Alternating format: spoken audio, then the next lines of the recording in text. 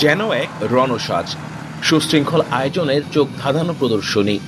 বিকেএসপিতে taekwondo কিংবা কারাতের আয়োজন হরহামেশাই হয়, তবে এবারের এই আয়োজন আলাদা।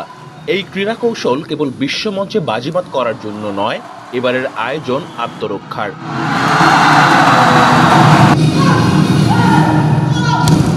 বিপদে যাতে তরুণরা দেশকে রক্ষায় এগিয়ে আসতে পারে, তাদের যেন থাকে প্রতিরক্ষার মৌলিক ধারণা, সেই লক্ষ্যেই যুব ও ক্রীড়া মন্ত্রণালয়ের উদ্যোগে বিকেএসপিতে এই প্রশিক্ষণ কর্মসূচি।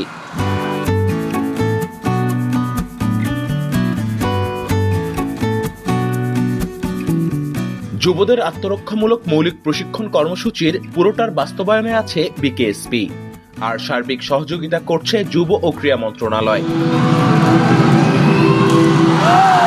দেশের নানা প্রান্ত থেকে আসা তরুণরাই এই প্রশিক্ষণের প্রাণ। তাদের তারুণ্যকে সময়ের মূল স্রোতে এনে প্রতিরক্ষামুখী করতে চায় বর্তমান সরকার। বিশ্বমঞ্চে দেশের পতাকা তুলে ধরার কারিগর বিকেএসপিও এবার সেই কাজে সহায়তা করছে। বিকেএসপি পরিবারের জন্য আজকে একটি বিশেষ দিন। আমরা সবাই যুবদের আত্মরক্ষামূলক প্রশিক্ষণ কর্মসূচিতে সংযুক্ত হয়ে দেশ তথা যুবদের উন্নয়নের ভূমিকা রাখতে পেরে সত্যি আনন্দিত এবং ভীষণভাবে গর্বিত। এই ধরনের একটি জাতীয় উন্নয়নমূলক পরিকল্পনা গ্রহণের জন্য আমি মাননীয় উপদেষ্টা মহোদয়কে ধন্যবাদ জানাই। আজকের এই বিশেষ দিনে আমি স্মরণ করি যারা আত্মহুতি দিয়েছেন, অগণিত আহতদের, যারা হারিয়েছেন চোখ, হাত অথবা পা।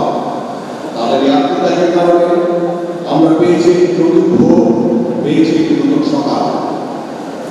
আজকে থেকে যে 3 বছরের মেয়াদে প্রশিক্ষণ কর্মসূচি শুরু হচ্ছে তা 2028 সাল পর্যন্ত চলবে।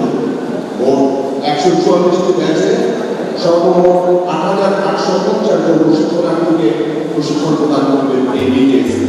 অনুষ্ঠানে উপস্থিত থেকে পুরো প্রক্রিয়ায় দেখেছেন যুব ও ক্রীড়া উপদেষ্টা আসিফ মাহমুদ সজীব ভুইয়া।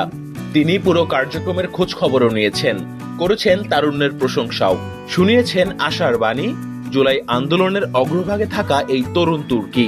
আমরা আমাদের দেশপ্রেমিক তরুণদের, যারা দেশের বিভিন্ন ক্রান্তিলগ্নে ঝাঁপিয়ে পড়েছে, জীবন দিয়েছে, আমরা সর্বশেষ জুলাই গণঅভ্যুত্থানে দেখেছি ইট পাটকেল নিয়ে অস্ত্রের বিরুদ্ধে দেশের সার্বভৌমত্ব রক্ষা এবং দেশের ফ্যাসিবাদ থেকে মুক্তির জন্য কীভাবে তরুণরা জীবন দিয়েছে।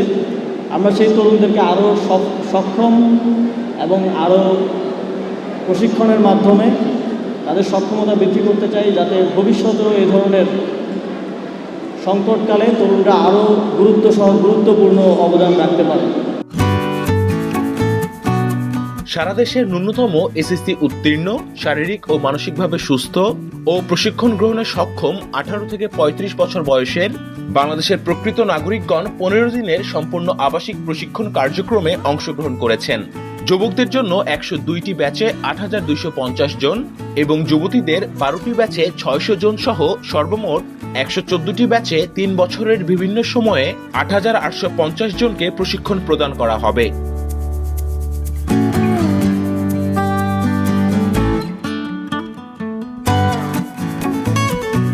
যুবদের আত্মরক্ষামূলক মৌলিক প্রশিক্ষণে মূলত জুডো, কারাতে, তাইকোয়ান্দো এবং এয়ারগান শুটিং বিষয়ের ওপর প্রশিক্ষণ দেয়া হবে।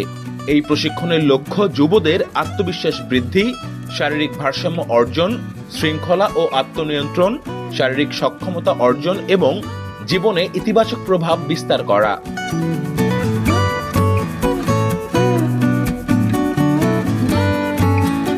BKSP news.